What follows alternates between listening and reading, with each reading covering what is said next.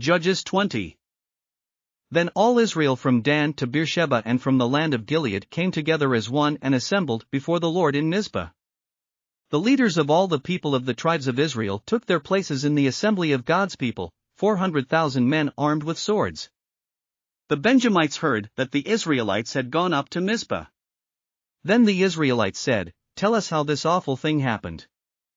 So the Levite, the husband of the murdered woman, said, "I and my concubine came to Gibeah in Benjamin to spend the night. During the night the men of Gibeah came after me and surrounded the house, intending to kill me.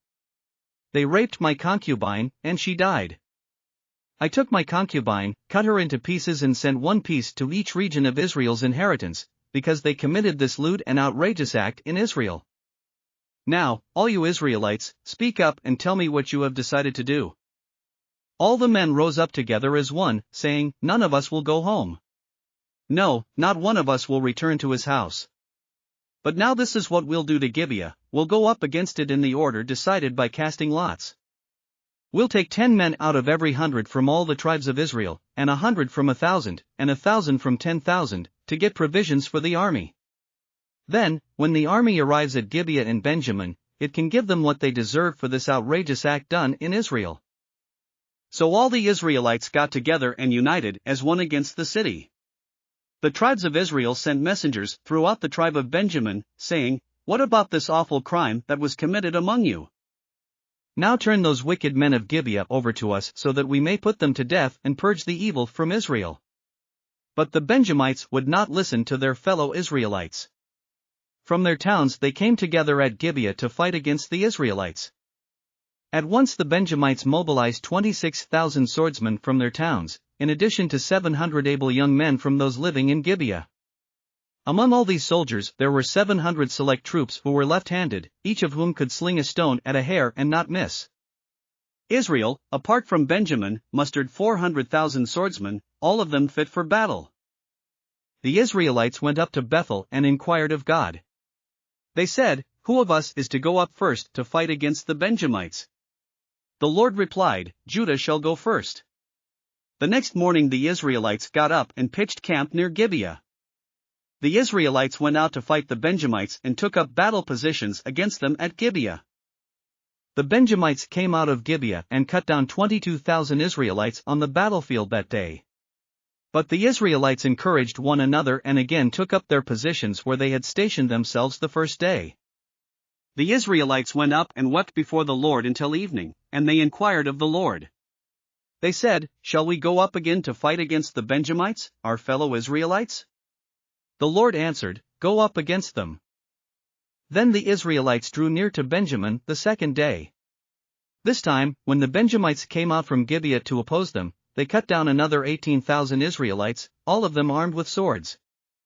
Then all the Israelites, the whole army, went up to Bethel, and there they sat weeping before the Lord. They fasted that day until evening and presented burnt offerings and fellowship offerings to the Lord. And the Israelites inquired of the Lord.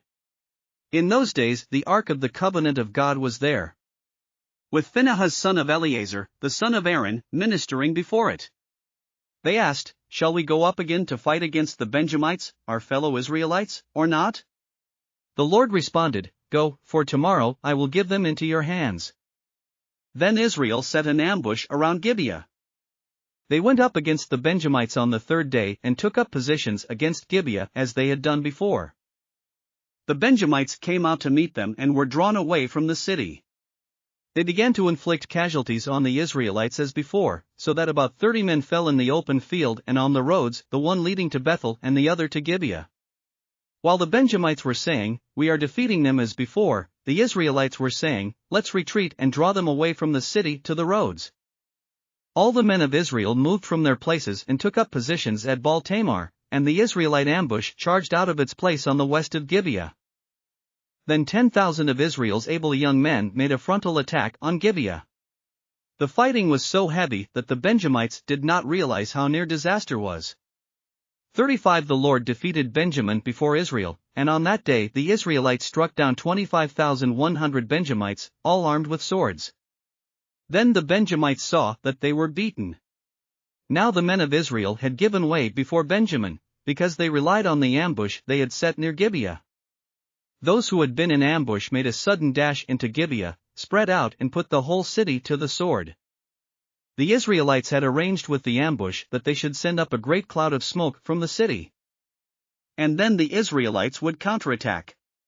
The Benjamites had begun to inflict casualties on the Israelites, about 30, and they said, "We are defeating them as in the first battle."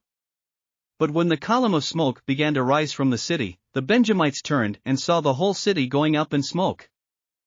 Then the Israelites counterattacked, and the Benjamites were terrified, because they realized that disaster had come on them.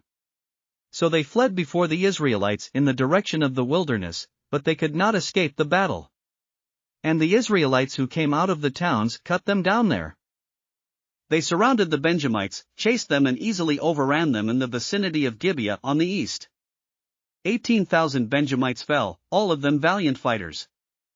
As they turned and fled toward the wilderness to the rock of Rimmon, the Israelites cut down 5,000 men along the roads. They kept pressing after the Benjamites as far as Jiddim and struck down 2,000 more. On that day 25,000 Benjamite swordsmen fell, all of them valiant fighters. But 600 of them turned and fled into the wilderness to the rock of Rimmon, where they stayed 4 months. The men of Israel went back to Benjamin and put all the towns to the sword, including the animals and everything else they found. All the towns they came across they set on fire. Thanks for listening to another chapter of the Bible. At My Faith Fuel, we believe a good coffee fuels your faith and energizes your day. Please visit myfaithfuel.com to explore our delicious coffee blends. Part of each purchase goes to training worshipers around the world. Thanks for listening.